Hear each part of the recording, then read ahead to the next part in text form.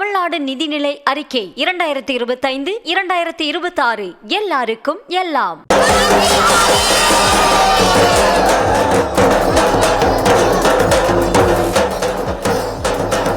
பனிக்காலத்திற்கு விடையளித்து கோடை காலத்தை வரவேற்கும் ஒரு வண்ணமயமான பண்டிகைதான் ஹோலி. இந்நாளில் ஒருவரை ஒருவர் சந்தித்து வாழ்த்துக்களை தெரிவிப்பதோடு கலர்பொடிகளை தூவியும் திலகமிட்டும் மகிழ்ச்சியை வெளிப்படுத்துவர்.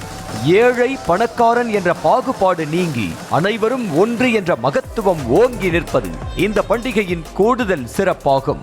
பொதுவாக ஹோலி பண்டிகை வட மாநிலங்களில் வெகு விமரிசையாக கொண்டாடப்படும் நிலையில் தமிழ்நாட்டில் வடமாநில மக்கள் அதிகம் வசிக்கும் இடங்களில் ஹோலி பண்டிகை கலர்ஃபுல்லாக கொண்டாடப்பட்டது.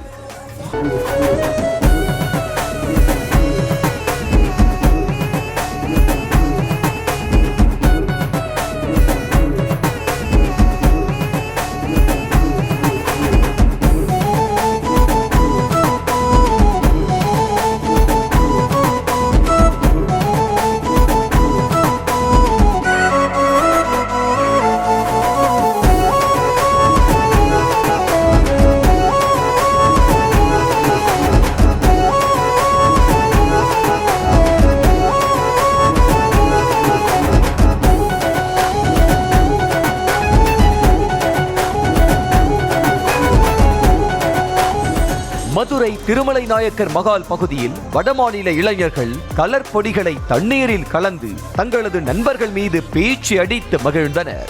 வீதியில் ஒருவரையும் விட்டு வைக்காமல் அனைவரையும் வண்ணமயமாக்கிய அவர்கள் கடைசியாக நண்பர்கள் மற்றும் குடும்பத்தினருடன் இணைந்து செல்ஃபி எடுத்து மகிழ்ந்தனர்.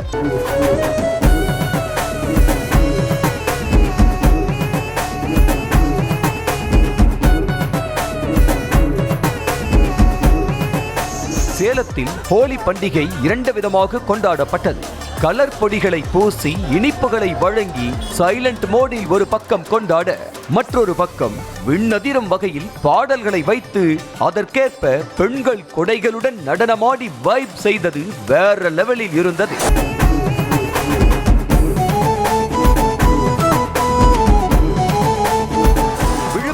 சேலம் ஆட்டத்தை எல்லாம் பார்த்தது போதும், அடுத்து எங்க ஆட்டத்தையும் பாருங்கள் என சொல்வது போல் திருச்சியில் ஹோலி பண்டிகையை இளைஞர்கள் குதூகலமாக கொண்டாடினர்.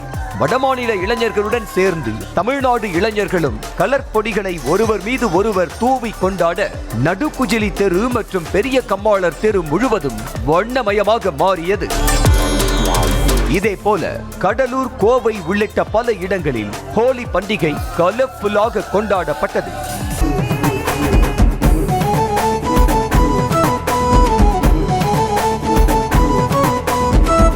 தமிழ்நாடு நிதிநிலை அறிக்கை 2025-2026 எல்லாருக்கும் எல்லாம்.